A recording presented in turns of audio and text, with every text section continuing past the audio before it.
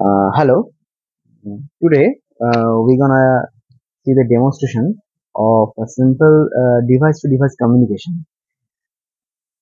Right now, we will see the demonstration by using simple ESP32 and ESP8266 modules. So in here there are three devices is currently running. There is one is a server in server mode, one in client mode, and second one in also in client mode. So right now I'm describing a scenario where it can be implemented or can be applied to get some solution by using IoT. So the, suppose in a cold storage there are lots of vegetables are stored, and their environment must be controlled, just like their temperature, their humidity, and any there are lots of things are there. I stick to temperature on that segment. So suppose I've implemented. I need to read the temperature first of all. What is the exact current temperature is, and rather then I need to display it from a distant part where human or a or a person who can monetize that temperature without getting there. So to this purpose, he or she can directly get the data on the display. Second and third thing is, on basis of temperature, there must be some requirement. There are requirements to drive a air conditioner or a cooler or any kind of similar kind of things. That so on the on behalf of that, we have implemented another segment, that is a client tool. So right now I'm just demonstrate how this full system is working currently. Now, so I think on our friends, on this group, everyone is known to Arduino ID and ESP32 and ESP8266. I think we are all familiar with this. So basically, we are demonstrate this system by using simple HTTP protocol, HTTP web server, and basic local web server. So if there any possible, then I can this system can be implemented to cloud server also. Uh, if we want to use the cloud server, then we require a cloud server. Then there are domain IP address or a static IP address, and the API keys to share the data from cloud to server or the client to server, any kind of. So right now, this full system, if you are getting, you are seeing that is under the local server, is under the one roof of my room router. So let's check how the system is working. So basically, this is the ESP32, which was act like a server. So suppose in here, we need to read the temperature. So right now, right here, I have the temperature sensor, that is a BMP280. So it is a temperature which can detect temperature, pressure, and altitude. So I only take two variables or two sensor data. One is the temperature and second one is the pressure. So, so what is the exactly working protocol of this server?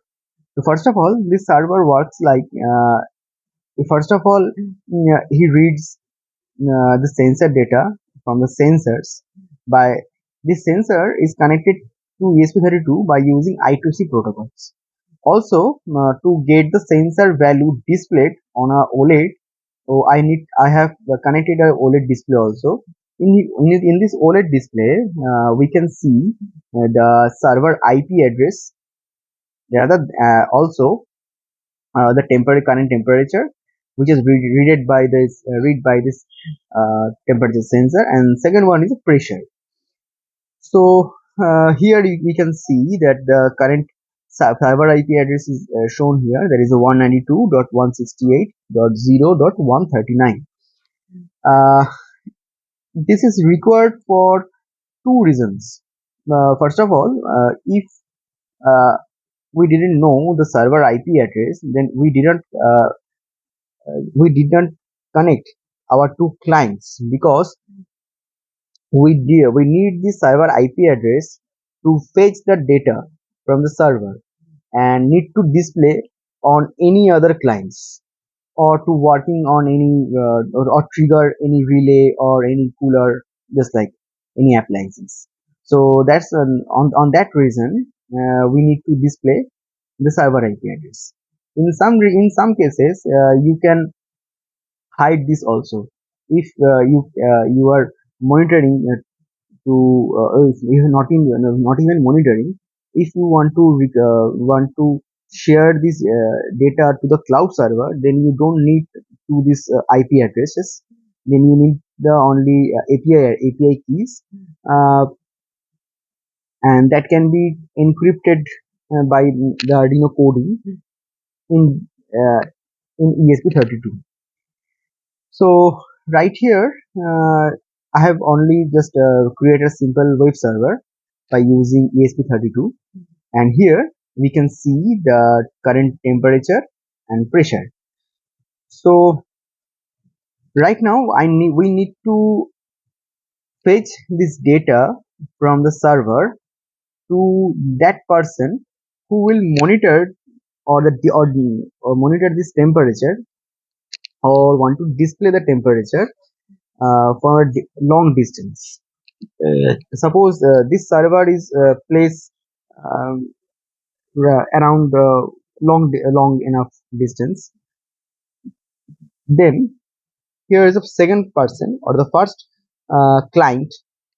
The This things also this device is also made by ESP32, is in back side, and this is a ST7735 TFT RGB display.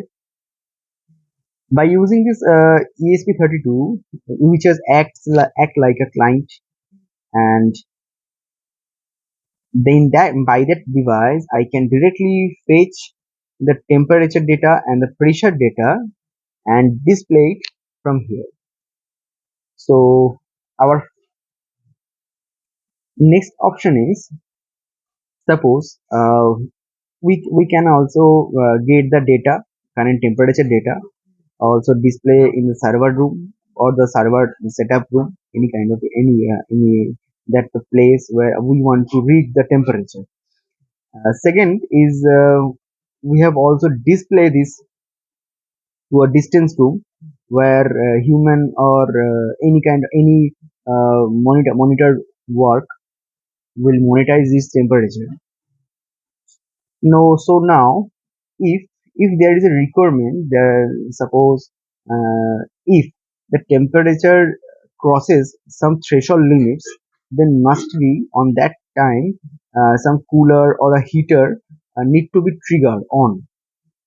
And if the temperature falls down on a certain threshold limit, then that cooler or the heater must need to be switched off. So it can be fine tuned by any fine tune, but currently I'm using just a simple demo. So so let's check the demo. So currently this is a main server which holds that BMP280 sensor, which reads temperature and the pressure. Second one is a first this is our first client, which holds which can fetch the data from the server. Also here's our client 2. Here's a client 2, which was acts like a relay trigger or a appliance controlling devices. In here we can also display that data, because this device also read the temperature and the pressure data from the server.